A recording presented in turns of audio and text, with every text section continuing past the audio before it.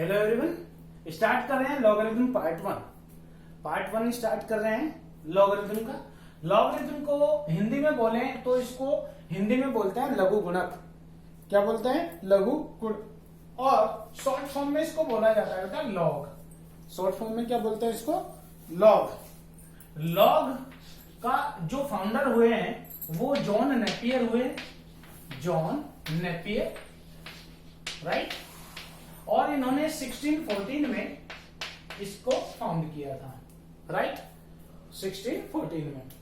तो John Napier को actual में इसकी जरूरत क्यों पड़ी, किस लिए हमने लॉग को पढ़ा है और किस लिए वो लॉग टेबल आप जो बुक्स में देखते होंगे, बुक के पीछे जनरली आती है, तो उसका यूज क्या होता है, वो सब चीजें हम यहाँ पर पढ़ेंगे, राइट। ओके, अब देखिए बेटा, ये लिखा हुआ है a to the power x। a raise to the power x बोलते हैं, a to the power x बोलते हैं, a to the power x और इक्वल टू सपोज कीजिए m। a to the power x equal to m। इसका मतलब है a पर x पावर लगाने से, a पर x पावर लगाने से आपको एक वैल्यू मिलती है और वो वैल्यू क्या होती है? m, right. यहां पर a को बेस बोला जाता है, बेस, x को पावर बोला जाता है और m को बोला जाता है वैल्यू। ओके, जो आपको वैल्यू मिली है। क्लियर? जैसे 2 to the power 3। 2 to the power 3 का मतलब होता है बेटा 2 into 2 into 2 that is 8। Okay, 2 को यानी 3 टाइम्स मल्टीप्लाई। ऐसे ही 3 टू द पावर 4 का क्या मतलब होगा? 3 इंटू 3 इंटू 3 इंटू 3 इंटू 3। तो 3 टू द पावर 4 का मतलब होता है 81। तो इस बात को हम ऐसे लिखते हैं 2 टू द पावर 3 को 8 और 3 टू द पावर 4 को 81। बोलिए सही क्या? समझे ये बात? ओके, तेज करता हूं।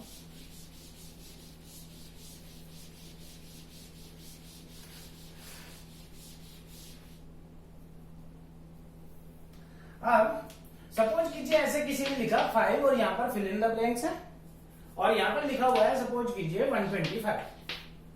आपसे पूछा जा रहा है कि क्या वैल्यू आनी चाहिए यहाँ। तो चूंकि आप 5 से बहुत ही अच्छे से, 5 को आप बहुत अच्छे से जानते हैं, तो आप सीधा सीधा आंसर 3 बता रहे हैं कि नहीं? बता रहे हैं। ओके, अगर ऐसे लिखा हुआ है 7 टू द पावर, यहां पर कुछ फिल इन द ब्लैंक्स और यहां पर 49, तो आप क्या कहेंगे? 2। यानी हर बार आपसे पावर ही तो पूछी जा रही है। सपोज कीजिए किसी ने आपसे ऐसा पूछ लिया कि 3 टू द पावर, यहां पर फिल इन द ब्लैंक और यहां पर लिखा 181, 1/81। तो अब आप क्या कहेंगे? अब अगर आप 3 के साथ कंफर्ट हैं और आप देखें कि अगर ये 81 होता तो आप पावर कहते कितनी? 4।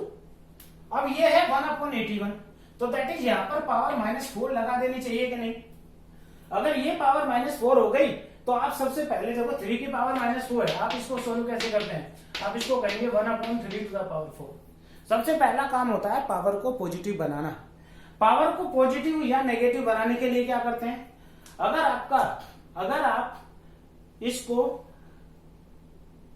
डेनोमिनेटर में ले जाना चाहें, किसमें? डेनोमिनेटर में ले जाएं तो पावर का साइन बदल जाता है। ये कौन सी प्रॉपर्टी बता रहा हूं?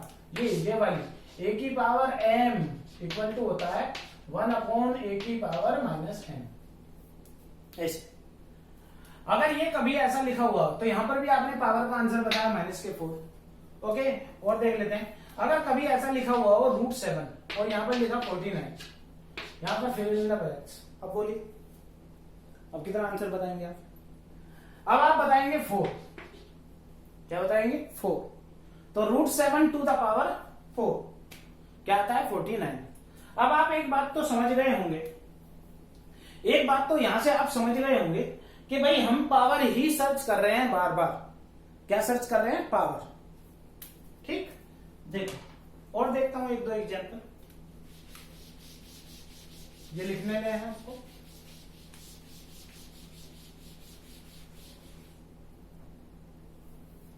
अगर कभी ऐसा हुआ कि यहां पर 9 और यहां पर लिखा मैंने टू द पावर पता नहीं कितना, और यहां पर लिख दिया 27। तो अब ऐसी सिचुएशन में आप क्या बताएंगे? अब आप हिसाब लगा रहे होंगे कि 9 पे 1 पावर तो 9 और 9 पे 2 पावर तो 81, जबकि ये तो 27 है। तो बीच की ही कहीं पावर लगी होगी, 1 से 2 के बीच की ही कोई पावर रही होगी। तो उस चीज को मैं कैसे दिखाता हूं वो समझिए आप। इसके लिए मैं यूं कहता हूं कि let power is x, let power is x। तो 9 to the power x equal to 27। आपको किसकी वैल्यू चाहिए? x की। इधर बेस 9 है, इधर बेस है बेटा 27। अगर इधर भी बेस और इधर बेस, दोनों जगह बेस सेम हो जाते तो मैं पावर्स को कंपैरिजन कर देता, क्योंकि जब बेस इक्वल होंगे तब पावर इक्वल होती ही है। तो यहां से मैं इसको 9 और 27 को ऐसे जानता हूं कि ये दोनों 3 से कनेक्टेड है। किससे कनेक्टेड है? 3 से। 9 भी और 27 भी। कैसे कनेक्टेड है? क्योंकि 9 जो है 3 की पावर में आता है और 27 वो भी 3 की पावर में ही आता है। किसकी पावर में? 3 की पावर में। तो यहां से हमने क्या सीखा कि इसको 3 में बदल दो, 3 to the power 2x equal to 3 to the power 3। दोनों तरफ बेस सेम बनाने के लिए 3 की पावर 2x हो गया बेटा, इधर हो गया 3 की पावर 3। क्लियर? तो 2x इक्वल टू कितना? 3। तो x इक्वल टू कितना बेटा? x इक्वल टू आ गया 3/2। समझे या नहीं? यहां पर कौन सी प्रॉपर्टी लगाई वो भी लिख लीजिए। ए की power m to the power n को क्या कहते हैं? ए की power m n, a to the power m to the power n। तो क्या बोलेंगे? A to the power m n। तो वो m n किया मैंने इसको 2x। ओके, और देख लीजिए, इरेज करता हूं पहले इसको।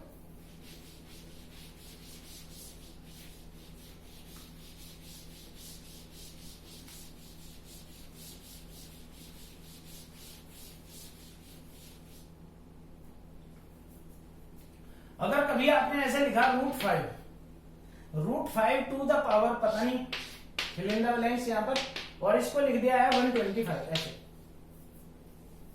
ओके, तो मैंने कहा लेट पावर इज x। हमेशा अगर कुछ भी नहीं आता ना हमें तो ऐसे कर लेना चाहिए, लेट पावर इज x। तो √5 to the power x equal to 125। इसको 5 की पावर 1/2 कहते हैं बेटा, याद हो तो आपको रूट को, to the power x equal to 125। इधर बेटा 5 बेस बनने को तैयार है, उधर भी 5 बेस बना लू, क्योंकि अभी तो बेस इधर 125 है। क्या बना लू base?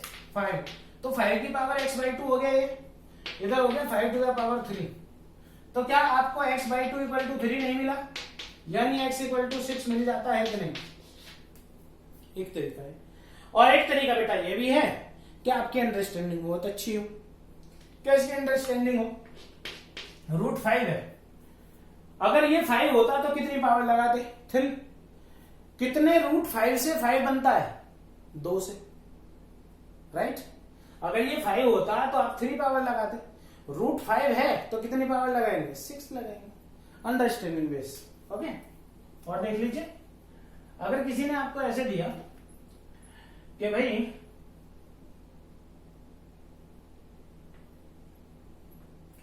4 to the power something और इक्वल टू में लिखा 32। क्या लिखा? 32। तो इसके लिए क्या देखेंगे आप? देखो लेट पावर इज x, फिर से वापस वही बात, पावर इज x। दूसरी बात ये है कि अंडरस्टैंडिंग आपकी अच्छी हो तो आप वैसे भी आंसर बता सकते हैं। तो हमने इसको लिखा 4 to the power x equal to 32। एक तरफ तो बेस 32 है, एक तरफ 4। सही? तो हमें पता है कि दोनों का रिश्ता नाता किससे है? दोनों की रिलेशनशिप है 2 से। दोनों ही 2 की पावर में आते हैं। तो इसको बेटा 2 की पावर 2 लिखा, to the power x equal to में इसको क्या लिखा? इसको लिखा बेटा 2 टू द पावर 5। समझे? तो 2x इक्वल टू 5 यानी x इक्वल टू 5/2। समझे या नहीं? आई थिंक ये पावर का थोड़ा बहुत आपको समझ में आया होगा। ओके, अब अगर ये पावर वाली बात आपको समझ में आ गई है तो आगे देखिए कि एक्चुअल में मैं हर बार पावर ही पूछ रहा था, और पावर पूछने के लिए मुझे बहुत सारी बातें कहनी पड़ रही है। आपको एक स्टेटमेंट बोलना पड़ रहा है कि इस पर क्या पावर लगाई जाए कि ये हो। इस पर क्या पावर लगी होगी कि ये हो, इस पर क्या पावर लगाए कि ये हो जाए, राइट। ये सब कुछ कहना पड़ रहा है। तो इसी के लिए इन्होंने, जॉन नेपियर साहब ने क्या किया, देखिए इन्होंने क्या किया,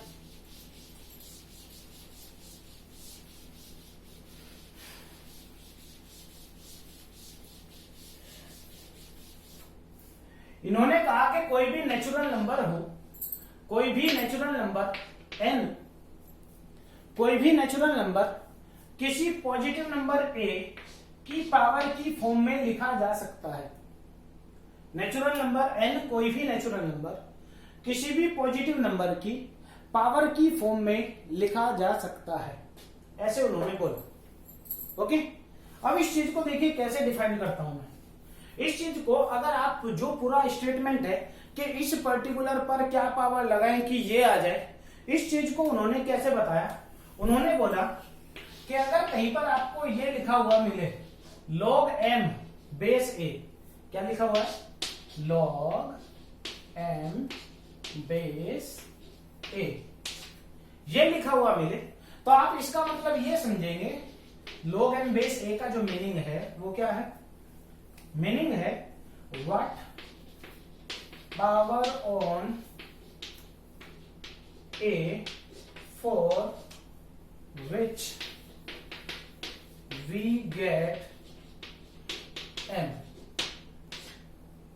what power on a, log m base a का मीनिंग क्या है, what power on a for which we get m, a पर क्या पावर लगाई जाए कि m प्राप्त हो जाए। ओके, अगर कहीं पर ये लिखा हुआ मिला तो क्या पढ़ेंगे हम इसको, log m बेस a, मन में मीनिंग क्या सोचेंगे कि what power on a for which we get m। Clear हो गई ये बात, क्लियर हुई, ओके। तो देखिए कुछ एग्जांपल्स,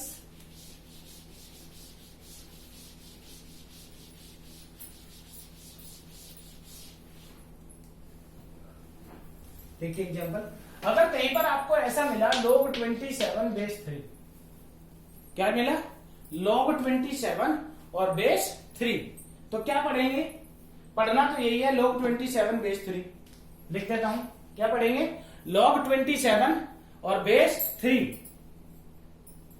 log 27 बेस 3 इसको पढ़ रहे हैं, log 27 बेस 3, मीनिंग क्या निकलेगा बेटा, वो भी लिख देता हूं, चलो एक बार में, एक ही बार लिखूंगा, बार बार नहीं। log 27 बेस 3 का क्या मतलब, what power on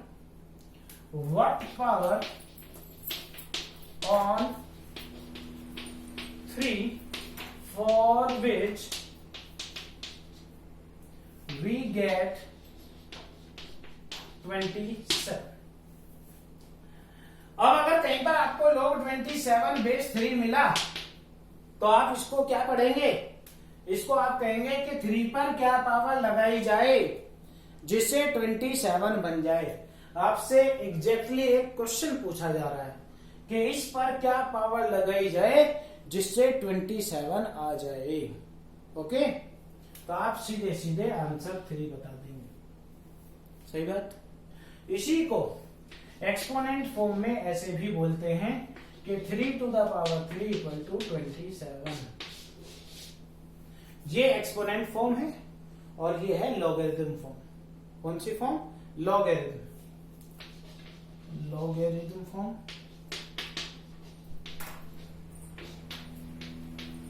और ये कौन सी फॉर्म, एक्सपोनेंट।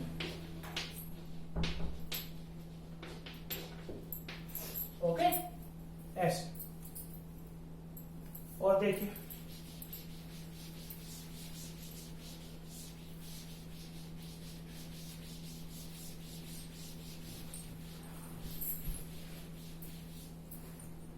तो एक तरफ तो मैं लॉगरिथम फॉर्म लिखूंगा और एक तरफ लिखूंगा फिर एक्सपोनेंट फॉर्म।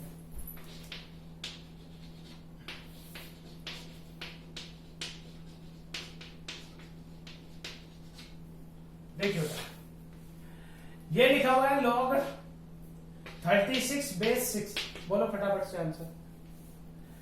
तो मतलब क्या है, पढ़ना क्या है, log 36, सीधा सीधा। ये गोद में बैठा हुआ है 36 इसकी, ऐसे नहीं, और ये पैरों में है। log 36 बेस 6 क्या मतलब हुआ कि 6 पर क्या पावर लगाएं कि 36 आ जाए। सबने कहा आंसर 2। ओके, इसको एक्सपोनेंशियल फॉर्म में ऐसे लिखते हैं बेटा 6 टू द पावर। जो बेस है ये क्या है, बेस। बेस तो एज इट इज ही रहेगा, ये दोनों आपस में बदल गए। देखो है क्या ऐसे। अगर कभी आपने ऐसा देखा तो क्या पढ़ेंगे, log 81 बेस 3। क्या मतलब हुआ, 3 पर क्या पावर लगाई जाएगी 81 आ जाए, तो आप सीधा सीधा कह रहे हैं 4। अब बेस तो वही है 3, बेस तो वही है, power 4 equal to 81। Again log 25 और यहां पर लिखा √5। √5 पर क्या पावर लगाई जाएगी 25 आ जाए। बोलिए, अगर ये 5 होता तो कितनी पावर लगाते 2, और √5 है तो कितनी पावर लगाएंगे 4। ओके, कैसे लिखते हैं, √5 to the power 4 equal to 25। अगर किसी को नहीं आता है तो वही कर देंगे कि √5 टू द पावर x लगा के देख लेंगे। ठीक है, ऐसे भी कर सकते हैं। अगेन log ऑफ, सपोज कीजिए 64 और ये बेस 2 पर क्या पावर लगाई जाएगी 64 आ जाए, तो सबने कहा 6। टेबल याद होगी यार इतनी। ओके, तो इसको कैसे लिखते हैं, 2 to the power 6 equal to 64।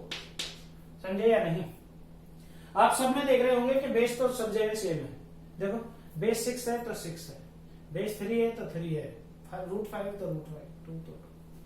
बस ये दोनों अपनी लोकेशन चेंज कर रहे हैं। क्लियर।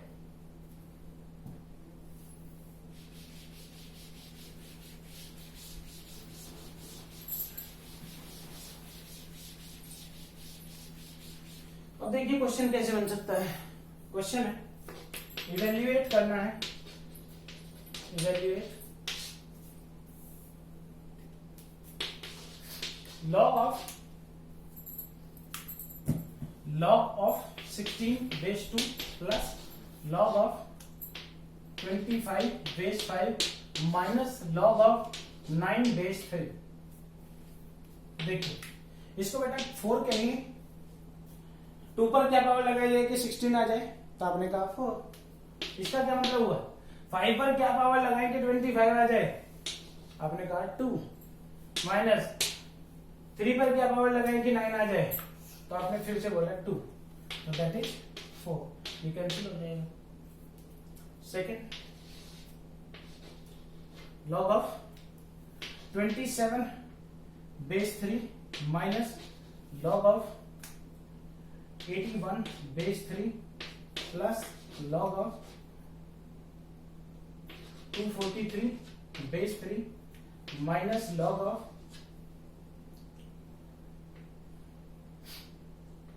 9 बेस √3।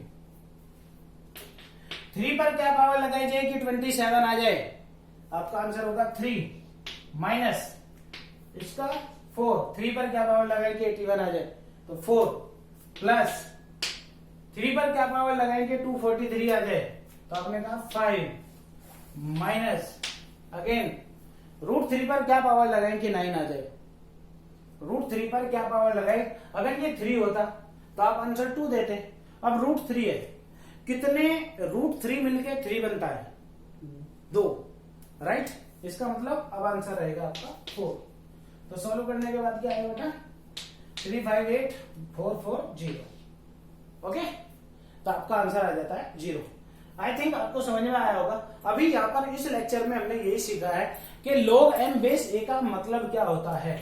बस यही सिखाना मेरा इस लेक्चर का काम था कि log m बेस a को हम बोलते क्या है, और इसके आगे की कहानी हम नेक्स्ट वीडियो लेक्चर में आपसे शेयर करेंगे। ठीक है, और आपको सिखाएंगे कि log में और क्या क्या क्वेश्चन बन सकते हैं, log की प्रॉपर्टीज क्या है, log का ग्राफ क्या है, धीरे धीरे चलेंगे यहाँ पर। ओके, मिलते हैं नेक्स्ट वीडियो लेक्चर में, तब तक टेक केयर।